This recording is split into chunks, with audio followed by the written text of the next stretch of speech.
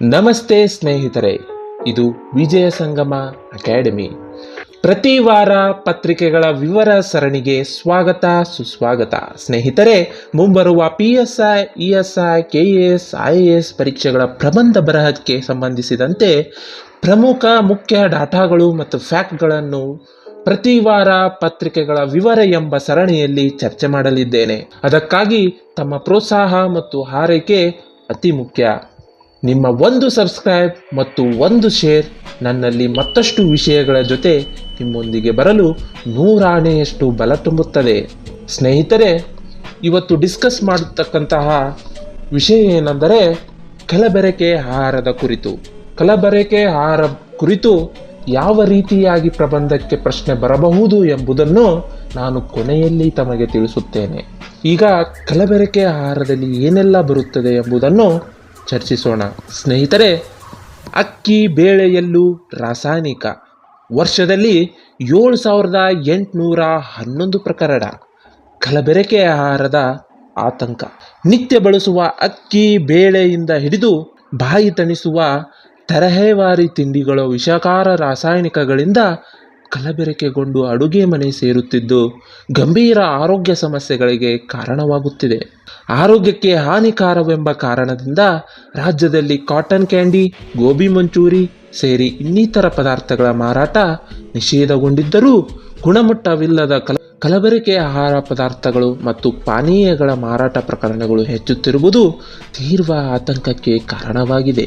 ಈ ಮಧ್ಯೆ ಆಹಾರ ಪದಾರ್ಥಗಳ ಗುಣಮಟ್ಟ ನಿಯಂತ್ರಣಕ್ಕಾಗಿ ಭಾರತೀಯ ಆಹಾರ ಸುರಕ್ಷತೆ ಮತ್ತು ಮಾನದಂಡಗಳ ಪ್ರಾಧಿಕಾರ FSSAI ಕಟ್ಟುನಿಟ್ಟಿನ ಕ್ರಮ ಜಾರಿಗೊಳಿಸಿದೆ. ಕರ್ನಾಟಕ ನಂಬರ್ 2 ಕಳಪೆ ಗುಣಮಟ್ಟದ ಹಾಗೂ ಕಲಬೆರಕೆ ಆಹಾರ ಮಾರಾಟ ದೃಢಪಟ್ಟ ಹಿನ್ನೆಲೆಯಲ್ಲಿ ಆಹಾರ ಸುರಕ್ಷತಾ ಮತ್ತು ಮಾನದಂಡಗಳ ಕಾಯ್ದೆ ಅನ್ವಯ 2024ರಿಂದ 2025 ಮಾರ್ಚ್ 25ರವರೆಗೆ 135 ಆಹಾರ ಮಾರಾಟ ಸಂಸ್ಥೆಗಳ ನೋಂದಣಿ ಹಾಗೂ ಪರವಾನಗಿಯನ್ನು ರಾಜ್ಯದಲ್ಲಿ ರದ್ದುಪಡಿಸಲಾಗಿದೆ.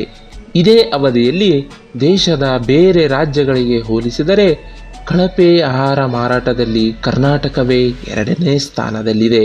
ಮೊದಲ ಸ್ಥಾನದಲ್ಲಿರುವ ಛತ್ತೀಸ್ಗಢದಲ್ಲಿ 171 ಸಂಸ್ಥೆಗಳ ನೋಂದಣಿ ಹಾಗೂ ಲೈಸೆನ್ಸ್ ರದ್ದುಪಡಿಸಲಾಗಿದೆ.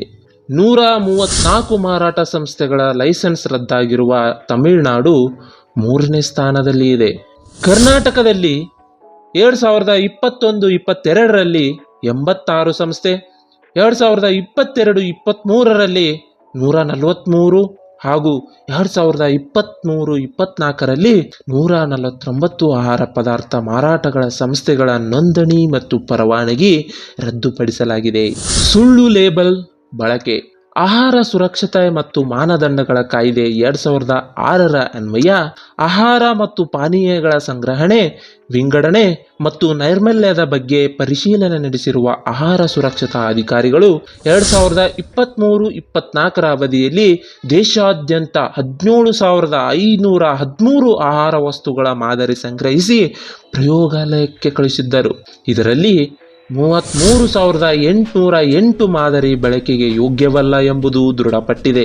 33,808ರಲ್ಲಿ 6,782 ಸ್ಯಾಂಪಲ್ಸ್ ಅಸುರಕ್ಷಿತ, 22,603 ಮಾದರಿ ಕಳಪೆ ಗುಣಮಟ್ಟ ಹಾಗೂ 4,423 ಮಾದರಿ ತಪ್ಪು ಮಾಹಿತಿಯ ಲೇಬಲ್ ಅಂಟಿಸಿ ಗ್ರಾಹಕರನ್ನು ದಾರಿ ತಪ್ಪಿಸುತ್ತಿರುವುದು ದೃಢಪಟ್ಟಿದೆ. ದೂರಿನಲ್ಲೂ ರಾಜ್ಯ ಮೊದಲು. ಇದೇ ವೇಳೆ ವರ್ಷದಿಂದ ವರ್ಷಕ್ಕೆ ದಾಖಲಾಗುತ್ತಿರುವ ಕಳಪೆ ಆಹಾರ ಪದಾರ್ಥಗಳ ದೂರುಗಳ ಸಂಖ್ಯೆಯಲ್ಲೂ ಕರ್ನಾಟಕ ಮುಂಚೂಣಿಯಲ್ಲಿದೆ. ರಾಷ್ಟ್ರೀಯ ಗ್ರಾಹಕ ಸಹಾಯವಾಣಿ NCH 2022ರಲ್ಲಿ 1,453 ದೂರುಗಳು ದಾಖಲಾಗಿವೆ. 2023ರಲ್ಲಿ 4,884 ದೂರು ದಾಖಲಾಗಿದ್ದರೆ 2024ರಲ್ಲಿ ದೂರುಗಳ ಸಂಖ್ಯೆ 7,811ಕ್ಕೆ ಏರಿಕೆಯಾಗಿದೆ. ಇಡ್ಲಿಯಲ್ಲಿಯೂ ಅಸುರಕ್ಷಿತ. ರಾಜ್ಯದಲ್ಲಿ ಇಡ್ಲಿ ತಯಾರಿಸುವ 751 ಹೋಟೆಲ್ ಹಾಗೂ ಉಪಹಾರ ಕೇಂದ್ರಗಳ ಮೇಲೆ ಇತ್ತೀಚೆಗೆ ದಾಳಿ ನಡೆಸಿದ್ದ ಆಹಾರ ಸುರಕ್ಷತಾ ಇಲಾಖೆ ಅಧಿಕಾರಿಗಳು ಮಾದರಿ ಸಂಗ್ರಹಿಸಿ ಪ್ರಯೋಗಾಲಯಕ್ಕೆ ಕಳುಹಿಸಿದ್ದರು. 751ರಲ್ಲಿ 51 ಮಾದರಿ ಅಸುರಕ್ಷಿತವೆಂದು ಪರೀಕ್ಷೆಯಲ್ಲಿ ದೃಢಪಟ್ಟಿತ್ತು. ಇಡ್ಲಿ ತಯಾರಿಸುವ ಪ್ಲಾಸ್ಟಿಕ್ ಬಳಸುತ್ತಿರುವುದರಿಂದ ಕ್ಯಾರ್ಸಿನೋಜೆನಿಕ್ ಅಂಶ ಮಿಶ್ರಣವಾಗುತ್ತಿದ್ದು ಇದು ಆರೋಗ್ಯಕ್ಕೆ ಹಾನಿಕಾರಕವೆಂಬುದು ಸಾಬೀತಾಗಿತ್ತು. ಲ್ಯಾಬ್ನಲ್ಲಿ ಸಾಬೀತಾಗಿದ್ದಾದರೂ ಏನು? ಕಾಟನ್ ಕ್ಯಾಂಡಿ, ಗೋಬಿ ಕಬಾಬ್ಗೆ ಬಳಸುವ ಕೃತಕ ಬಣ್ಣ ಬಳಕೆ, ಪಾನಿಪೂರಿ, ಕೇಕ್, ಕರಿದ ಬಟಾಣಿಯಲ್ಲಿ ಹಾನಿಕಾರಕ ಅಂಶ, ಪನೀರ್ ಕಲಬೆರಕೆಯಾಗಿರುವುದು ಪರೀಕ್ಷೆಯಲ್ಲಿ ದೃಢಪಟ್ಟಿದೆ. ಇಡ್ಲಿ ತಯಾರಿಕೆಗೆ ಬಳಸುವ ಪ್ಲಾಸ್ಟಿಕ್ನಲ್ಲೂ ರಾಸಾಯನಿಕ ಅಂಶ, ಜಾಹೀರಾತು ಮೇಲೆ ನಿಗಾ, ಕಲಬೆರಕೆ ಆಹಾರ, ಅಸುರಕ್ಷಿತ ಆಹಾರ, ಕಳಪೆ ಗುಣಮಟ್ಟದ ಆಹಾರದಲ್ಲಿನ ದೋಷಗಳನ್ನು ಲೇಬಲ್ ಮಾಡುವುದು ಮತ್ತು ದಾರಿ ತಪ್ಪಿಸುವ ಜಾಹೀರಾತುಗಳ ಮೇಲೆ ಭಾರತೀಯ ಆಹಾರ ಸುರಕ್ಷತಾ ಮತ್ತು ಮಾನದಂಡಗಳ ಪ್ರಾಧಿಕಾರ ನಿಗಾವಹಿಸಿದೆ. ಆಹಾರ ಸುರಕ್ಷತೆಗೆ ಸಂಬಂಧಿಸಿದ ದೂರುಗಳನ್ನು ಸ್ವೀಕರಿಸಿ ನಿರ್ವಹಿಸಲು ಆನ್ಲೈನ್ ಆಹಾರ ಸುರಕ್ಷತಾ ಅನುಸರಣಾ ವ್ಯವಸ್ಥೆ ಪೋಸ್ಕೋಸ್ ಜಾರಿಗೆ ತರಲಾಗಿದೆ. ಸಹಾಯವಾಣಿ, web portal, WhatsApp, Twitter, Facebook ಸೇರಿ ಯಾವುದೇ ವೇದಿಕೆಗಳಿಂದ ದೂರು ಬಂದರೂ ಗಂಭೀರವಾಗಿ ಪರಿಗಣಿಸಲಾಗುತ್ತಿದೆ. ಯಾವುದು ಕಲಬೆರಕೆ? ಹೇಗೆ? ರುಚಿ ಹೆಚ್ಚಿಸಲು ನಿಷೇಧಿತ ಪದಾರ್ಥ ಬೆರೆಸಿ ಮಾರಾಟ, ಗ್ರಾಹಕರ ಸೆಳೆಯಲು ವಿಷಪೂರಿತ ರಾಸಾಯನಿಕ ಬಳಕೆ, ನಿಗದಿಪಡಿಸಿರುವ ಪ್ರಮಾಣಕ್ಕಿಂತ ಹೆಚ್ಚು ಬಣ್ಣಗಳ ಬಳಕೆ, ಮಾಂಸ, ಹಾಲು, ಕೋಳಿಗಳಿಗೆ ಆಂಟಿಬಯೋಟಿಕ್ಸ್ ಬಳಕೆ, ಅಕ್ಕಿ, ಬೇಳೆ, ಮಸಾಲೆ ಪದಾರ್ಥಗಳಲ್ಲೂ ತೀವ್ರ ಕಲಬೆರಕೆ, ಕಾಳಸಂತೆ ಪಡಿತರ ಅಕ್ಕಿ ಖರೀದಿಸಿ ಪಾಲಿಸ್ ಸ್ಪರ್ಶ. ಆಹಾರ ಸುರಕ್ಷತೆಗೆ ಏನೆಲ್ಲ ಕ್ರಮ? ಆಹಾರ ಪದಾರ್ಥ ಸಂಸ್ಥೆಗಳಿಗೆ ಭೇಟಿ ಕೊಟ್ಟು ಪರಿಶೀಲನೆ, ಫ್ರೋಜನ್ ಫುಡ್ ಸೇರಿ ವಿವಿಧ ಆಹಾರ ಮಾದರಿ ಸಂಗ್ರಹ, ಆಹಾರ ಸುರಕ್ಷತೆ ಮಾನದಂಡದಡಿ ಗುಣಮಟ್ಟ ಪರಿಶೀಲನೆ, ಗುಣಮಟ್ಟವಲ್ಲದ ಆಹಾರ ದೃಢಪಟ್ಟರೆ ಸಂಸ್ಥೆ ವಿರುದ್ಧ ಕ್ರಮ, ದೂರದರ್ಶನ, ಸೋಷಿಯಲ್ ಮೀಡಿಯಾ ಮೂಲಕ ಜಾಗೃತಿ. ಈ ಸ್ಕ್ರೀನ್ ಮೇಲೆ ತೋರಿಸತಕ್ಕಂತಹ ಡಾಟಾವನ್ನು ಒಂದು ಸಾರಿ ಪರೀಕ್ಷಿಸಿ. ಖಾಸಗಿ ಕ್ರಿಮಿನಲ್ ಕೇಸ್ಗಳಲ್ಲಿ ಶಿಕ್ಷೆ ಮತ್ತು ದಂಡದ ವಿವರ. 2023-24ರಲ್ಲಿ 30,747 ಪ್ರಕರಣಗಳು ದಾಖಲಾಗಿದ್ದು ಟೋಟಲ್ ಆಗಿ 76.79 ಕೋಟಿಯಷ್ಟು ದಂಡ ಸಂಗ್ರಹವಾಗಿದೆ.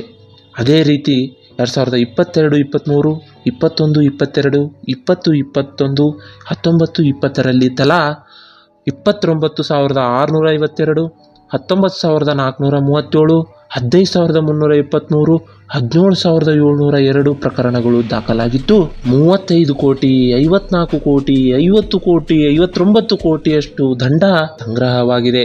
ಸ್ನೇಹಿತರೆ, ಈ ಡಾಟಾ ನಿಮ್ಮ ಪ್ರಬಂಧದಲ್ಲಿ ಅತಿ ಮುಖ್ಯ. ನಂತರ ಈ 3 ವರ್ಷದಲ್ಲಿ ಎಷ್ಟು ಲೈಸೆನ್ಸ್ ರದ್ದಾಗಿದೆ ಎಂಬುದರ ಬಗ್ಗೆ ಮಾಹಿತಿ ಈ ಸ್ಕ್ರೀನ್ ಮೇಲೆ ತೋರಿಸಲಾಗುತ್ತಿದೆ. ಸ್ನೇಹಿತರೆ, ತಮಿಳುನಾಡು ರಾಜ್ಯ 829 ಸಂಸ್ಥೆಗಳ ಲೈಸೆನ್ಸ್ ಅನ್ನು ರದ್ದು ಮಾಡಿದೆ.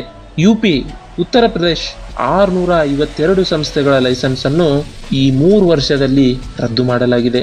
ಕೇರಳ 408 ಸಂಸ್ಥೆಗಳನ್ನು, ಇಲ್ಲಿ ಕರ್ನಾಟಕಕ್ಕೆ ಬಂದರೆ 513 ಸಂಸ್ಥೆಗಳನ್ನು ಈ 3 ವರ್ಷದಲ್ಲಿ ಲೈಸೆನ್ಸ್ ರದ್ದು ಮಾಡಲಾಗಿದೆ. ಹಾಗೆ ತೆಲಂಗಾಣ, ಗುಜರಾತ್, ಆಂಧ್ರ ಪ್ರದೇಶ್, ಒಡಿಶಾ, ಹರಿಯಾಣ, ಮಹಾರಾಷ್ಟ್ರವನ್ನು ಗಮನಿಸಿದರೆ ಅವು ಕೂಡ 100 ಸಂಖ್ಯೆಗಳ ಕಡಿಮೆ ಅಂತೂ ಇಲ್ಲ. ಸ್ನೇಹಿತರೆ, ಇದೇ ರೀತಿ ನೀವು ಡಾಟಾಗಳನ್ನು ಬಳಸುವ ಮೂಲಕ ವಿಷಯಗಳನ್ನು ಸಂಗ್ರಹ ಮಾಡಿ ಬಳಸಿಕೊಳ್ಳಬಹುದು.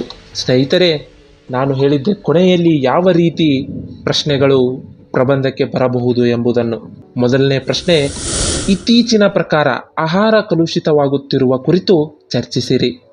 ಎರಡನೇ ಕ್ವೆಶ್ಚನ್, ಇತ್ತೀಚಿನ ಆಹಾರ ತಯಾರಿಕೆಯಲ್ಲಿ ವಿಷಕಾರಿ ಪದಾರ್ಥಗಳ ಪತ್ತೆ ಮತ್ತು ತಡೆಗಟ್ಟುವ ಕ್ರಮ. ಮೂರನೇ ಪ್ರಶ್ನೆ, ಕಲಬೆರಕೆ ಆಹಾರಗಳ ನಿಯಂತ್ರಣ ಮತ್ತು ಕ್ರಮದ ಕುರಿತು ವಿವರಿಸಿ. ಈ ರೀತಿ ಪ್ರಶ್ನೆಗಳು ಮುಂಬರುವ ಪರೀಕ್ಷೆಯಲ್ಲಿ ಪ್ರಬಂಧಕ್ಕೆ ಬರಬಹುದು ಎಂಬುದು ನನ್ನ ಅನಿಸಿಕೆ.